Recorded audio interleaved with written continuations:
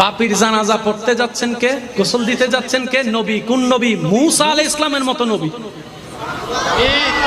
কত দামি নবী, কাজ জানাজা, কাজ গোসল দিতে যাচ্ছে। এবার উনি যখন ওখানে গেছে, যাওয়ার পরে সবার থেকে শুনতেছেন, হুজুর কেন আসলেন? কয় অমুক জায়গায় নাকি একটা মান্দা মারা গেছে, ওর গোসল। কয় কি বলেন? আপনি হচ্ছেন হাই লেভেলের ভিআইপি, এ হচ্ছে থার্ড ক্লাসের বান্দা, এমন একজন বান্দার গোসল আপনি দিবেন? মূসা নবী বলে যে ব্যাপার কি রে, আল্লাহ যেহেতু পাঠিয়েছেন বুঝে শুনে পাঠিয়েছেন, আল্লাহ যেহেতু পাঠিয়েছেন নিশ্চয়ই কোনো হিকমত, আল্লাহ যেহেতু পাঠিয়েছেন নিশ্চয়ই কোনো কারণ। আল্লাহর হুকুমের সামনে দুনিয়ার কারো কথা শোনার দরকার।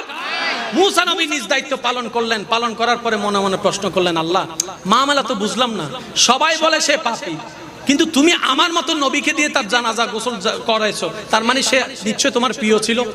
আল্লাহ মামলাটাকে একটু বলো তো। এবার শুনেন শুনেন মনোযোগ। আল্লাহ পাক বলে, মূসা তারা যে কথা বলেছে গ্রামবাসী সব সত্য, কিন্তু তারা জানে না এমনও কিছু সত্য আছে।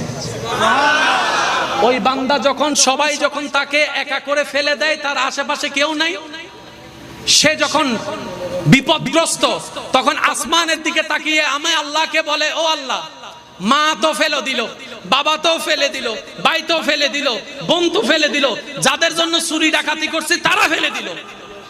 আল্লাহ আজকে আমার কেউ নাই, তুমিও কি আমাকে ফেলে দিবা? তুমিও কি আমাকে ফেলে দিবা? আল্লাহ তুমি না বলছো যার কেউ নাই তার তুমি আছো? আল্লাহ তুমি কি আজকে আমাকে ফেলে দিবা? আজকে কি তুমি আমাকে দৌড় করে বাইর করে দিবা? আল্লাহ তুমি না রহমান, তোমার দয়া থেকে তো কেউ বঞ্চিত হয় না। আল্লাহ একটু দয়া করো না, একটু দয়া করো না।